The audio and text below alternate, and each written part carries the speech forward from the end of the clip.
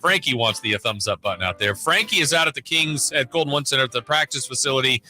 Frankie, Chris, and I were trying to process that in real time. I'm sure you are too. Your immediate reaction to what we've just learned the Kings have done. Yeah, I mean, first of all, thank you for having me, guys. Great talking to you today. Happy draft night.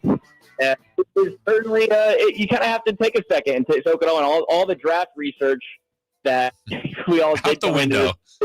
It's gone. Yeah, it's gone. I mean, especially you get a little excited there when you see the names on the board and Chris Murray, Prosper. There are some guys that are available come into that 23rd pick. But, I think the one thing going into this offseason that the big question is, can the Kings bring in, acquire a legitimate talent, acquire a difference-making talent, and by moving Richaun Holmes and freeing up this cap space, this makes it a lot more likely the Kings can kind of get in these talks with some free agents here in the next week or so when free agency opens up. June 30th, the clock, free agency begins, and Sacramento Kings, by making this deal, they free up about $15 million in cap space for Richaun Holmes, a $12 million roster spot for next year. Then obviously the $3 million cap spot for the 24th pick are now free. So Kings free up cap space, and Richaun Holmes, who is, again, I think what shouldn't get lost in the shuffle here is Richaun Holmes was someone who was beloved here by the fan base for many years, 4 years he was here in Sacramento, and it's tough to see him go, but obviously you're happy to see him go to a new environment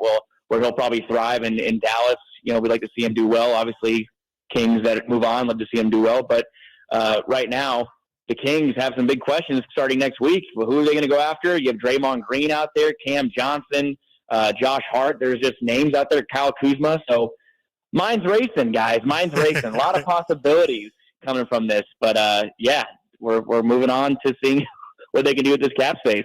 Frankie, I know how those media draft parties go, and it's just all the media people sitting around in a circle and trying to guess what's going to happen next, and waiting for someone to hear something.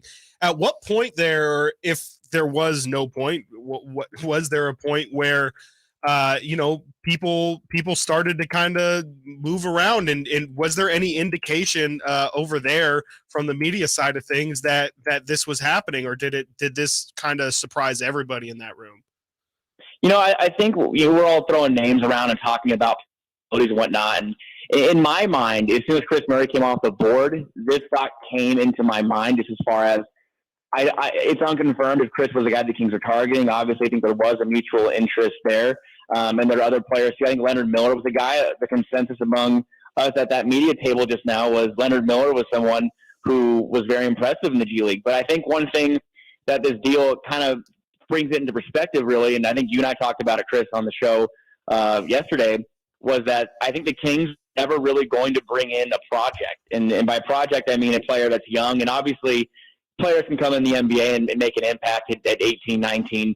It's happened before, but the Sacramento Kings at this point, they're not in a similar spot where they were a year or two ago. They want to bring guys in that are established, and I think the prediction in my mind was they were going to bring someone in that was going to be age 21 or older. I mean, Max Lewis is a guy that we were talking about, Bryce Sensabaugh, Chris Murray, obviously, and down the board. I mean, I know that Trace Jack Davis is someone who, to my knowledge, since I got this phone call, is still available as the Kings get closer to 38. Yeah, so I think that getting a player that's established and mature that can fit in with this current age group of the core, I think that's important to this group. And now you can do that in other ways. You don't have to bring in a draft pick that's a rookie. You can go out there and try to acquire someone who's established and a veteran. And for a team like the Kings, who has had a very impressive season, a season where they made it to Game 7 of the first round against a dynasty Golden State Warriors team, you saw the holes. And there's a lot of good wings, a lot of good forwards in the free agent market this summer. Obviously, the Harrison Barnes, that decision is going to be looming large in the opening hours of free agency on June 30th. But this move, the more time that goes by, the more I think the inner Kings fan that grew up inside of me is excited because this team has money.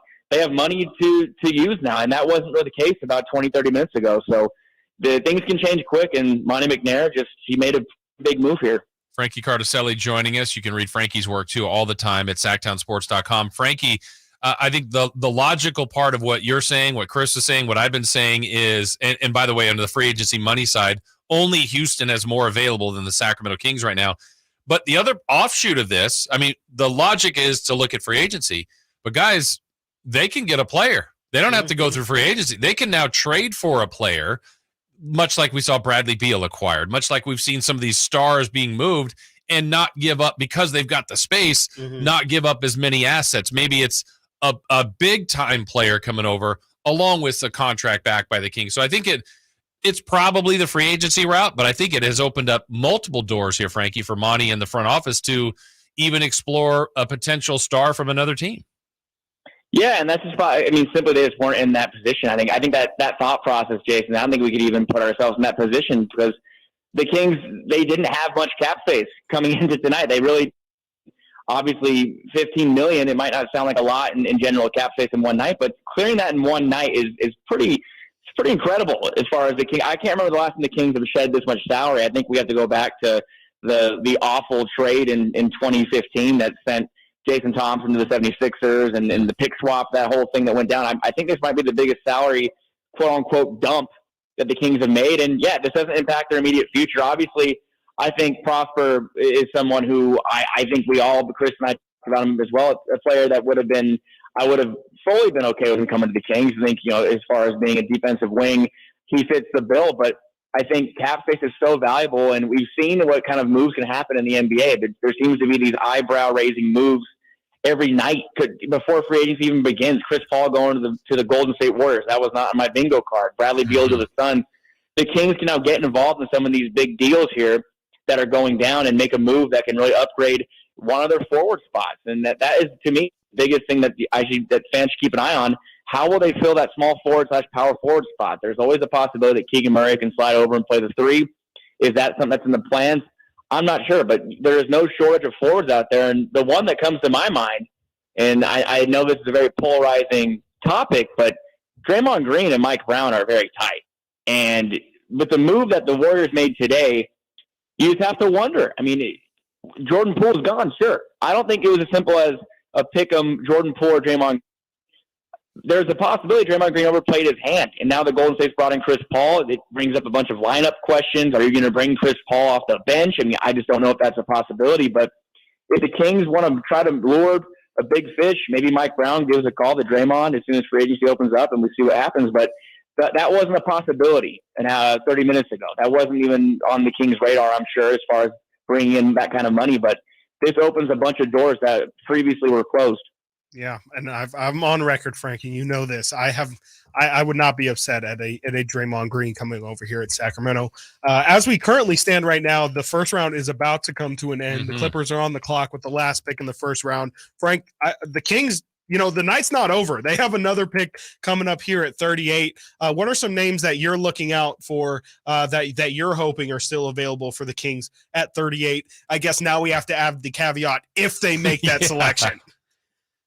Yeah, I mean, the name that sticks out to me first and foremost, Trace Davis. I think he's someone that we also talked about here at the media table. Yes, and the local media brains we were all pretty much in agreement that it wouldn't have been a crazy thing if they took him at 24. I think we kind of thought that wouldn't have been that much of a stretch, and he is someone that can fit in the same mold as Sabonis as far as he can pass the basketball. He's a rebound guy. He plays physical.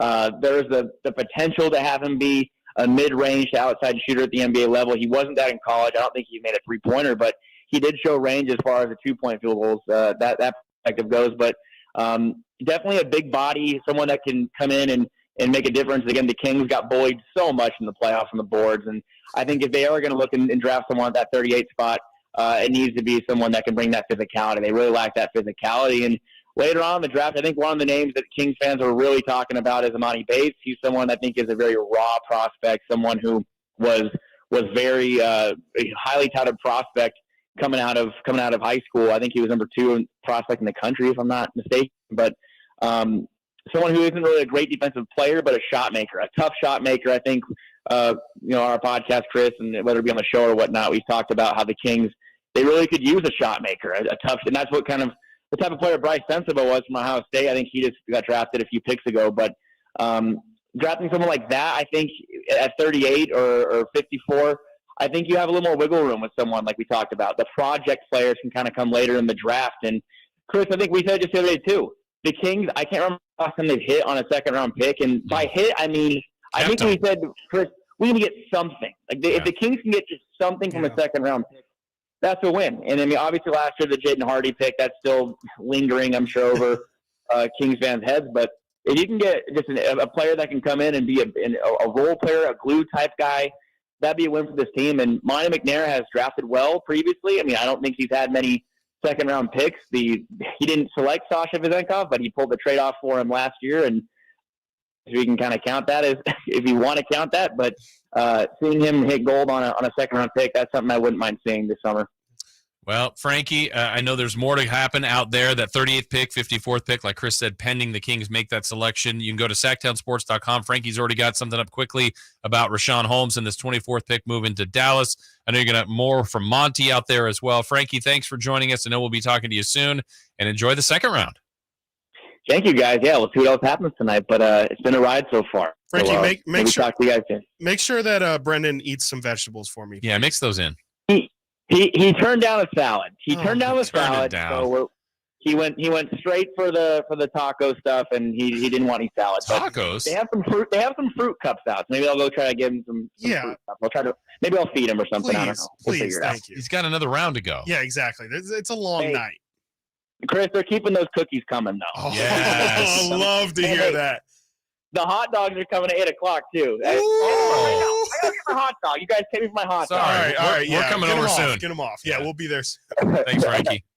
Bye, guys. All right. Frankie Cartoscelli, again, to recap just quickly before we go to break, Chris and I have much more to get to. The Kings did make a pick. They've already moved it, the 24th pick, and Richaun Holmes to Dallas, freeing up a considerable amount of cap space. The Kings now can be players in free agency, much bigger players, and or just a whopper of a trade if they'd like to get involved. Yeah, I mean, the key is they're going to go big game hunting, or at least they have the capabilities. Seemingly. They have the capabilities of spending some money and really rounding out this roster. But as Kyle mentioned earlier, they also have the fewest amount of actual signed players to the roster. So maybe even some depth coming into Sacramento. But I definitely like the move of freeing up Richaun Holmes' money. It's unfortunate that you had to tie a first-round pick in order to do it, but it had to be done, and I think it's going to be better for the longevity of this team. Yeah, second round is going to be underway. The last pick of the first round was Kobe Brown going to the Clippers, so the Kings are about 8 picks away. We will have that, and their other pick in the second round is our final portion of the NBA draft coverage continues. Keep it locked here. We got so much more to get to here on Sactown Sports.